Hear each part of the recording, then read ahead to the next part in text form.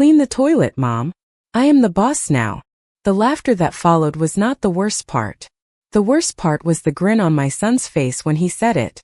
My name is Margaret Sullivan. I am 71 years old, and until that moment I believed I knew exactly who my son was. Jason had always been ambitious. Even as a boy, he wanted to be in charge of everything. When he was 10 years old, he organized the neighborhood children into clubs. When he was 25, he started his own company. When he turned 43, he finally achieved the success he had chased for most of his adult life. I was proud of him. Maybe too proud. Looking back, perhaps I ignored certain warning signs because I wanted to believe that success had not changed him. That Saturday afternoon was supposed to be a family celebration. Jason and Emily had recently completed a major renovation on the house. Friends, relatives, neighbors, and business associates filled every room. Music played softly. Food covered the kitchen counters. Everyone seemed happy. I spent most of the afternoon helping where I could. I refilled trays, carried dishes, and made sure guests felt welcome. That was nothing unusual. I had always enjoyed taking care of people. Around 6 o'clock, someone accidentally spilled a drink in the downstairs bathroom. Jason walked into the kitchen holding a toilet brush. First, I thought he was joking. He looked around the room dramatically before stopping in front of me. Then came the words I will never forget. "Mom, I am the boss now. You clean the toilet." Several guests laughed awkwardly. A few looked uncomfortable. Emily froze beside the refrigerator. For a second, the entire room seemed to stop moving. Jason smiled as though he had delivered the funniest joke of the year. Maybe he expected me to laugh. Maybe he expected me to obey. I still do not know. What I do know is that everyone was watching me, waiting to see how I would react.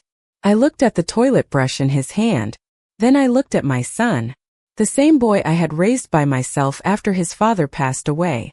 The same child whose school lunches I packed every morning. The same young man whose college tuition I paid.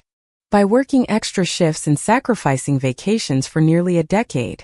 1,000 memories passed through my mind in a single moment. Yet I felt no anger. Not immediately. Instead, I felt something far more dangerous. Clarity. Without saying a word, I reached out and took the brush from his hand. The room relaxed. People assumed the situation was over. Jason laughed and returned to entertaining his guests. Emily looked relieved. I quietly walked toward the hallway. But as I disappeared around the corner, a small smile appeared on my face. Because at that exact moment my son believed he had demonstrated power. What he did not know was that the real balance of power in our family had never changed. And by the time the next day arrived, he was going to learn that lesson the hard way. I carried the toilet brush into the downstairs bathroom and closed the door behind me. For a few seconds I simply stood there in silence. The distant sounds of laughter drifted through the walls. Guests continued enjoying the party. Music continued playing. Somewhere upstairs, my son was probably still smiling about his little performance. I looked down at the brush in my hand and shook my head. What saddened me was not the task itself. I had cleaned bathrooms before. I had cleaned far worse things while raising a child alone and working long hours to keep food on the table. No, the problem was not the brush. It was the disrespect behind the gesture. It was the assumption that success had somehow elevated my son above the woman who had sacrificed so much for him. A few minutes later, I returned to the party. Nobody mentioned what had happened. In fact, several guests avoided eye contact entirely.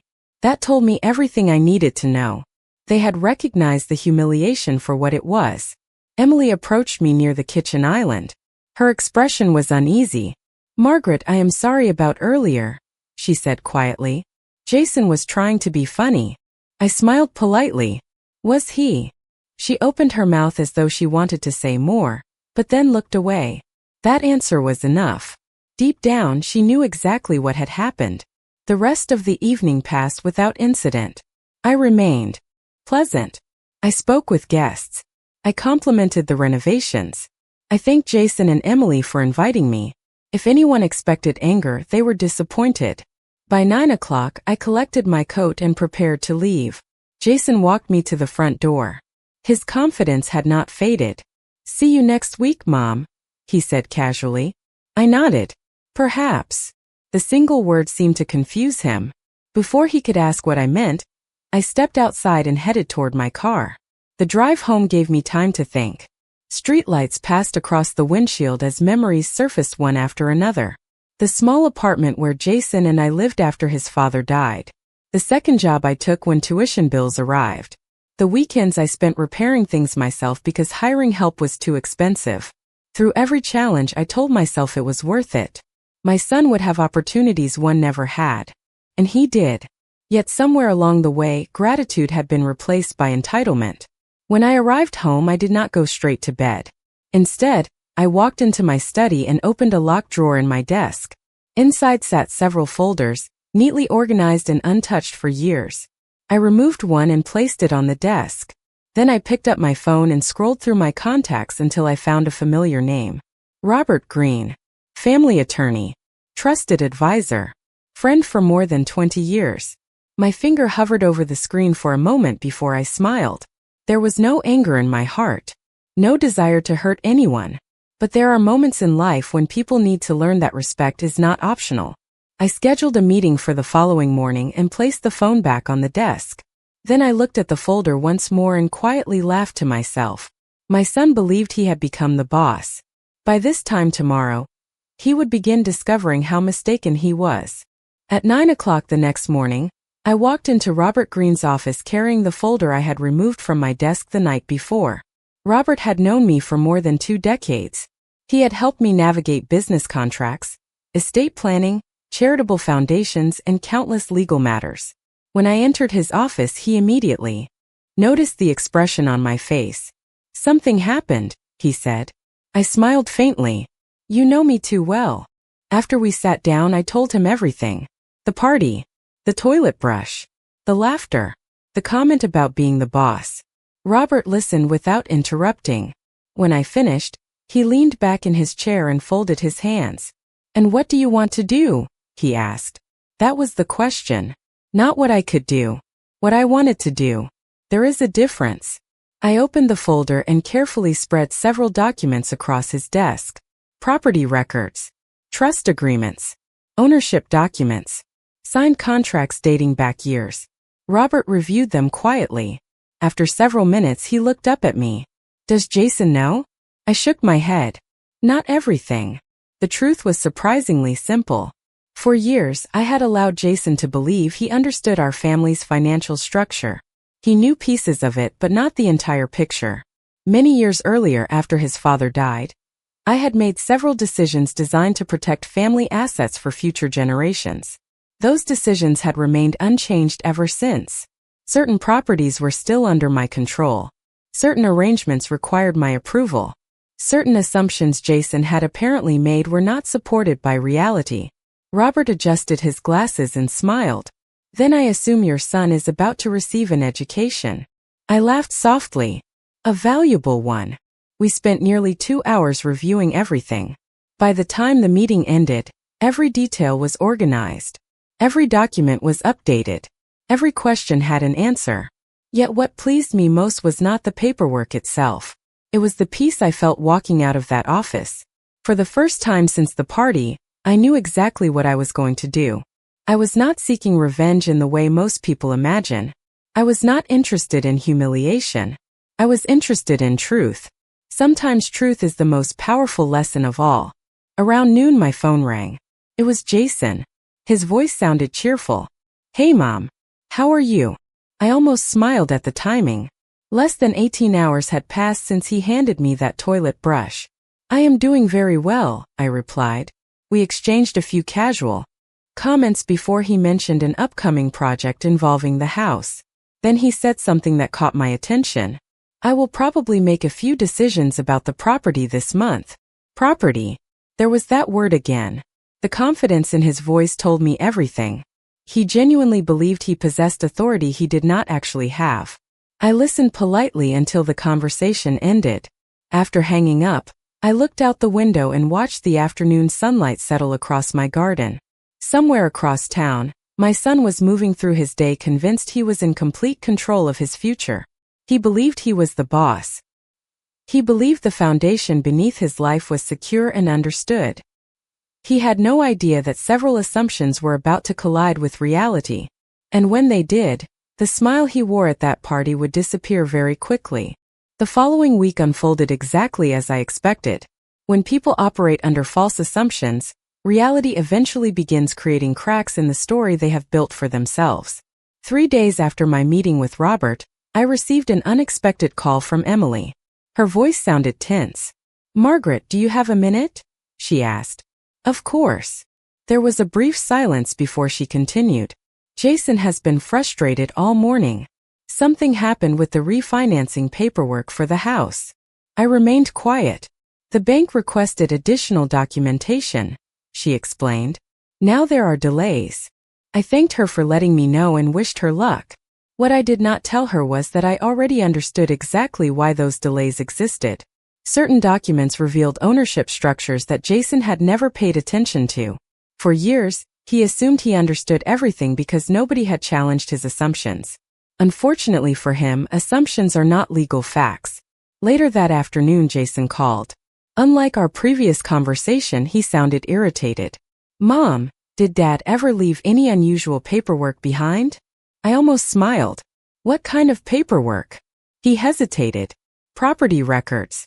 Trust documents. Old agreements." There it was. The first crack. "Why do you ask?" I replied. "Just trying to sort through some things." His casual tone failed completely. I knew my son well enough to recognize concern when I heard it. After we ended the call, I sat on my back porch with a cup of tea and watched birds move between the trees. The situation would have been almost funny if it were not so revealing. Only a few days earlier, Jason had declared himself the boss. Now he was discovering that authority requires understanding. The next morning, Robert called with an update. Several documents had been finalized. Everything was proceeding exactly as planned. More importantly, all future decisions regarding certain family assets would require processes that Jason could no longer ignore.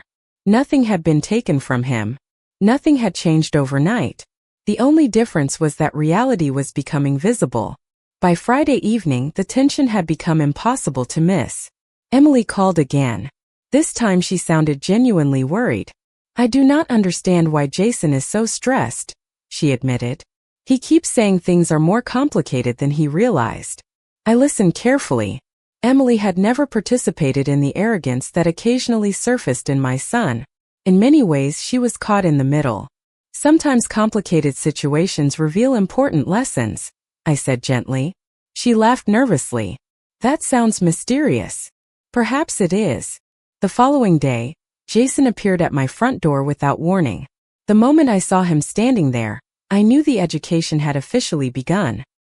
His confidence remained, but something else had appeared beneath it. Uncertainty. For years he walked through life believing every answer was already in his possession. Now questions were appearing faster than answers. I invited him inside. As he sat across from me in the living room, I noticed him studying the photographs on the walls. Pictures from decades of hard work, sacrifice, and perseverance. Memories he had seen countless times but perhaps never truly examined. Finally, he looked at me and asked a question that told me everything. "Mom," he said quietly, "is there something about our family's finances that I do not know?" I folded my hands and smiled. At last we were about to have the conversation he should have requested years ago. Jason sat across from me in complete silence after asking his question. For the first time in years, he looked less like a successful executive and more like the young man I once drove to college orientation. Uncertain, curious, slightly nervous. I poured 2 cups of coffee and placed one in front of him. Then I sat down and folded my hands. "There are many things you know about our family's finances," I said calmly. "But there are also things you never bothered to ask about." Jason frowned. "I thought I understood everything." "That," I replied gently, "is exactly the problem." The words landed harder than I expected. He looked away for a moment before taking a sip of coffee. I stood and walked toward a cabinet near my desk. Inside were copies of documents that had shaped our family's future for more than 20 years. I returned carrying a folder and placed it on the table between us. Jason stared at it. "What is this?" he asked. "Part of the story you never took the time to learn." He opened the folder and began reading. At first, his expression remained neutral. Then confusion appeared. A few pages later, surprise replaced confusion. By the time he reached the final section, the color had noticeably drained from his face. The house where he lived with Emily and the children was not structured the way he believed. Several adjoining assets were not controlled the way he assumed. More importantly, many key protections established after his father's death still remained active. Certain decisions required approvals he had never considered. Certain authorities belonged to people he had completely overlooked, including me. Jason slowly closed the folder. Why did nobody tell me this? I almost laughed. Nobody hid it from you. You simply assumed you already knew everything. The room became quiet. Outside, a lawn sprinkler clicked rhythmically across the yard. Inside, my son sat motionless. For years, confidence had convinced him that knowledge was automatic. Now reality was showing him otherwise. After several minutes, he finally spoke. The refinancing issue. I nodded. Now you understand. He leaned back in his chair and stared at the ceiling. I cannot believe this. Believe what? I asked. That I never paid attention. There it was. The first genuine admission. Not anger. Not blame. Accountability. For a moment, I almost felt sorry for him. Then I remembered the laughter at the party, the toilet brush, the grin, the declaration that he was the boss. Life has a remarkable way of teaching lessons at exactly the right moment. Jason eventually looked at me again. His voice was quieter now. You knew I was going to run into problems. Yes.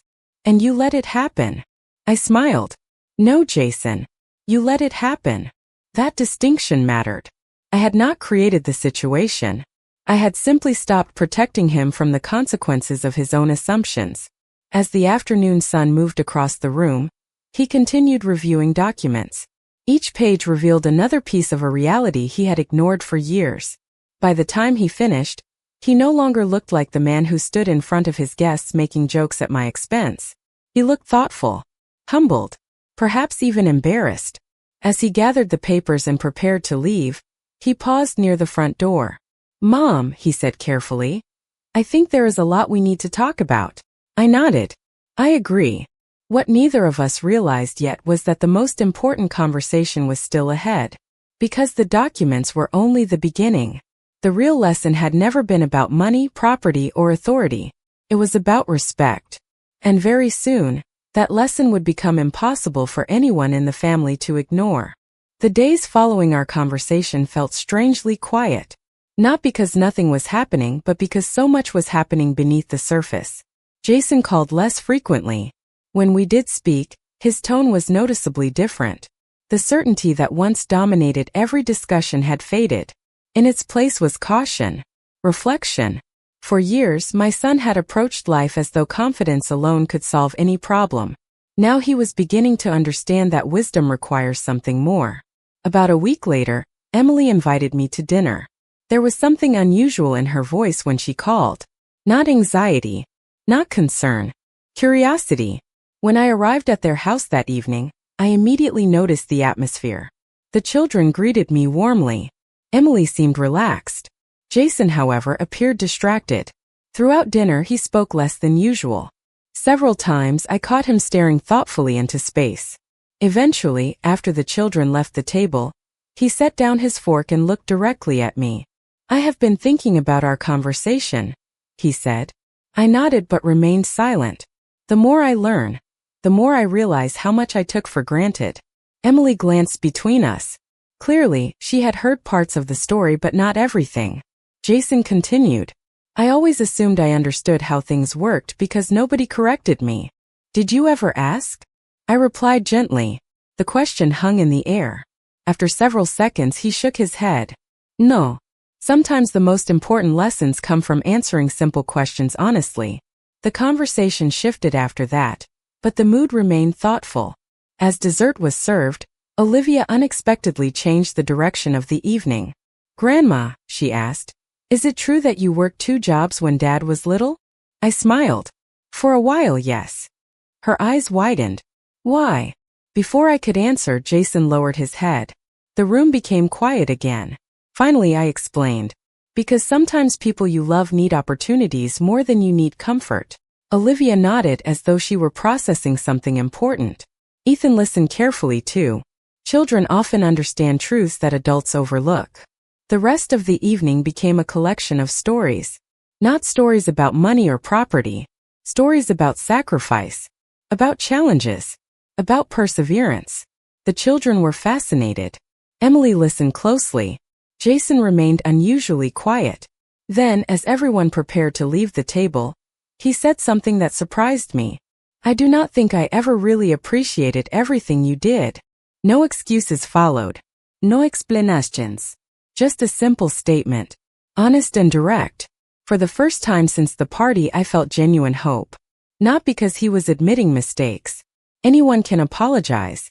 Hope comes when people begin changing how they see the world. As I drove home later that night, I thought about how strange life can be.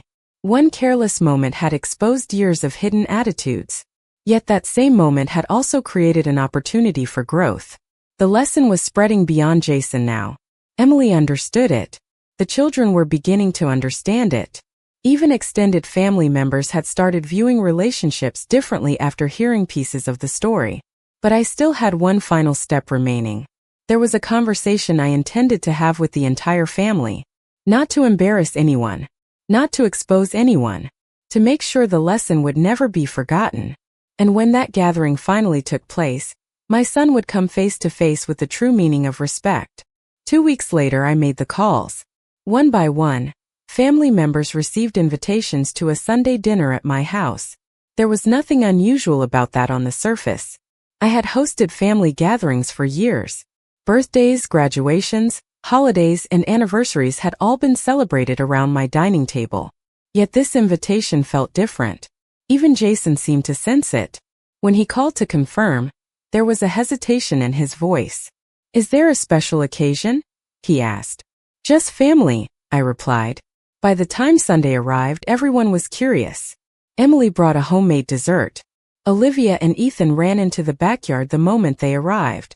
Several relatives appeared shortly afterward. The house filled with conversation and laughter. Looking around the room, I felt grateful. Despite recent events, these were still the people I loved. That was precisely why the lesson mattered. After dinner, everyone gathered in the living room. Coffee cups rested on tables. The children settled into nearby chairs. Nobody knew exactly why I had asked them all to come. Finally, I stood and thanked everyone for being there. The room grew quiet. I wanted us together because family is important, I began. And sometimes important lessons deserve to be shared. Several people exchanged curious looks. Jason sat forward slightly. Emily watched me carefully. I continued. Most people believe respect is something earned through success, titles, money, or authority. But I have learned that true respect appears when none of those things are present. Nobody interrupted. The room remained completely silent. Then I told a story. Not about documents. Not about legal agreements. Not about property. I told the story of a young widow raising a child alone. I spoke about second jobs, missed vacations, old cars, and difficult choices. I described sacrifices made quietly without expectation of reward. As I spoke, I noticed Olivia listening with wide eyes. Ethan leaned forward. Emily's expression softened. Jason looked down at his hands. When I finished, I walked to a nearby shelf and picked up an old photograph. It showed Jason and me standing outside our first apartment after his father's death. We looked exhausted but hopeful. I handed the photograph to him. For several seconds, he stared at it without speaking. Then I asked a simple question. Do you remember this day? His voice was barely above a whisper. Yes. Do you remember what we had? He swallowed hard. Not much. I nodded. But we had each other. The room felt smaller somehow. More personal. More honest. Finally, Jason stood. Nobody expected it. He looked around the room before turning toward me. There is something everyone should know, he said. His voice shook slightly. Then he described the incident at the party. The joke. The toilet brush. The comment he made. Nobody laughed this time. Several relatives looked shocked. Emily closed her eyes briefly. Jason continued speaking anyway. I thought success made me important, he admitted. What it actually did was make me forget who helped me get there. The silence that followed felt heavier than any argument ever could. And in that moment I realized the lesson no longer belonged to me. My son had finally chosen to learn it for himself. The room remained silent long after Jason finished speaking. Nobody rushed to rescue him from the discomfort. Nobody changed the subject. For perhaps the first time in his adult life, my son stood in front of family members without titles, accomplishments, or professional success protecting him. All that remained was honesty. And strangely enough, honesty suited him better than pride ever had. Emily was the first to stand. She walked across the room and took Jason's hand. There was disappointment in her eyes, but there was also compassion. "Thank you for telling the truth," she said quietly. Jason nodded, unable to find words. Then something unexpected happened. Olivia stood from her chair and walked directly to me. "Grandma," she asked, "were you sad when that happened?" Children have a remarkable ability to ask the questions adults avoid. I smiled gently. "Yes," I answered. "I was sad." She considered that for a moment. "Did you get angry?" Several adults shifted uncomfortably. I could almost hear them wondering how I would answer. "No," I said. "I was disappointed. There is a difference." Olivia nodded thoughtfully. The lesson seemed to settle into the room. Disappointment invites reflection. Anger often invites conflict. That distinction had guided every decision I made since the party. A few minutes later, I opened a second folder that had been resting on the side table. Several relatives recognized the documents immediately. Jason looked surprised. "What is that?" he asked. I placed the folder in front of him. The final piece of the story. Inside were records connected to a family scholarship fund I had quietly maintained for years. Educational grants, community projects, charitable contributions, opportunities created for dozens of families I had never even met. Emily slowly turned the pages. Jason stared in disbelief. "You never told anyone about this." I smiled. Good deeds lose something valuable when they become advertisements. The room grew quiet again. Many people had spent years measuring success through visible achievements. They were only now discovering another kind of success entirely. One built quietly. One built without applause. Then came the moment I had been waiting for. Jason stood and walked toward me. Not dramatically. Not for attention. Simply as a son approaching his mother.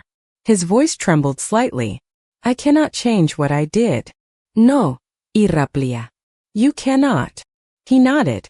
"But I can change who I become after it." For several seconds nobody spoke. Then I stood and embraced him.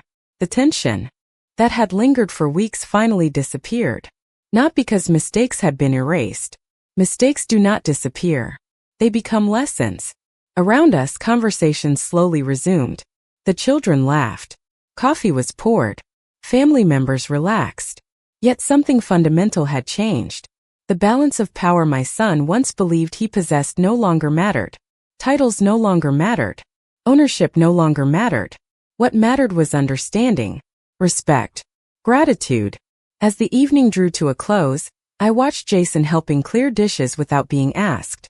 It was a small gesture, almost insignificant, yet it told me more than any apology could. Real change reveals itself through actions. And for the first time in a very long while, I believed my son was finally becoming the man I always hoped he would be.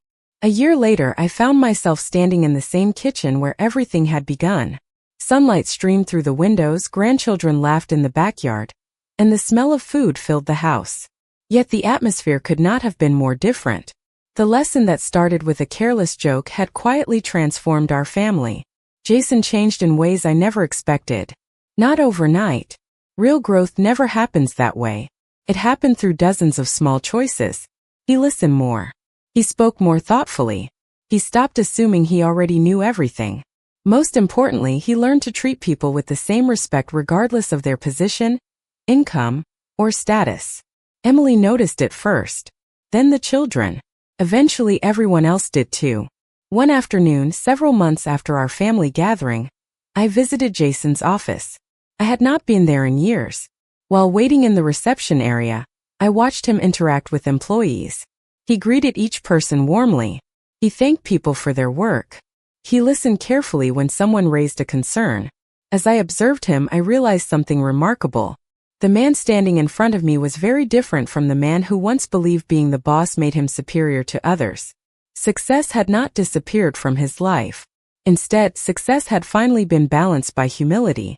Later that day, as we drove to lunch together, Jason said something I will never forget. "You know what bothers me most?" he asked. "What?" He smiled sadly. "I thought power came from being in charge. Now I realize power comes from earning trust." I nodded. That lesson alone was worth everything that happened. Back at home, life continued moving forward. Olivia earned excellent grades. Ethan developed a love for engineering and spent hours building projects in the garage. Emily remained the steady, kind-hearted person she had always been. And me? I spent more time enjoying family than worrying about it. Looking back, people often ask whether I regret not confronting my son immediately that day. The answer is simple. No. Anger might have won an argument. Patience changed a life. The real victory was never about documents, property, or authority. Those things simply revealed the truth. The real victory was watching my son become a better man. One evening, as the family gathered for dinner, Jason stood and tapped his glass.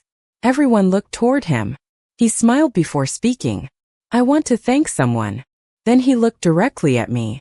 "For teaching me a lesson I should have learned a long time ago." The room grew quiet. I felt my eyes begin to water. Not from sadness. From gratitude. The journey had not been easy, but it had been worthwhile. As I looked around the table, I saw something stronger than success, stronger than money, and stronger than pride. I saw a family that understood the value of respect. And in that moment, I realized the greatest gift a parent can leave behind is not wealth, property, or influence. It is the example of how to treat others with dignity, even when they forget to offer the same in return.